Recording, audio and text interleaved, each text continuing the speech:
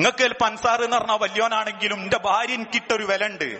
അതുകൊണ്ടാ റബ്ബ് പറഞ്ഞത് ആണിന്റെ വില പടച്ചോൻ ചോദിക്കുക ഓന്റെ കെട്ടിയോളോടാ. എന്റെ പെണ്ണിനോട് ചോദിച്ചിട്ടാ പടച്ചോൻ എനിക്ക് വില ഇടുക. അള്ളാന്റെ പ്രവാചകൻ പല രാത്രിയും പട്ടിണിയാ. ഖദീജ ബീവിന്റെ മാറിൽ തലവെച്ച് കടന്നപ്പോഴും ആയിഷ ബീവിന്റെ മാറിൽ തലവെച്ച് കടന്നപ്പോഴും അള്ളാന്റെ റസൂല് പട്ടിണിയാ. പക്ഷെ കുടുംബത്തിൽ അള്ളാന്റെ റസൂല് ഖദീജാൻ എങ്ങനെ കണ്ടോ, ഖദീജ റസൂലിനെ പറ്റി എന്തു പറഞ്ഞോ അതെന്നെ ആയിഷ ബീവിയും പറഞ്ഞു. അതാ മനുഷ്യരെ സ്നേഹം. അതിന് പൈസയൊന്നും വേണമെന്നില്ല.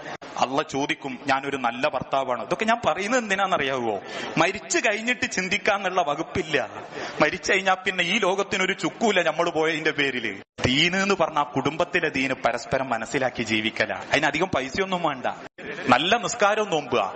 പക്ഷെ മനുഷ്യൻ എന്നുള്ള അർത്ഥത്തിൽ പരാജയ. വേഗം ദേഷ്യം. ചിലര് പറയൂലേ ആളൊക്കെ നല്ല മനുഷ്യനാ, പിന്നെന്താ മൂക്കത്താ ദേഷ്യം.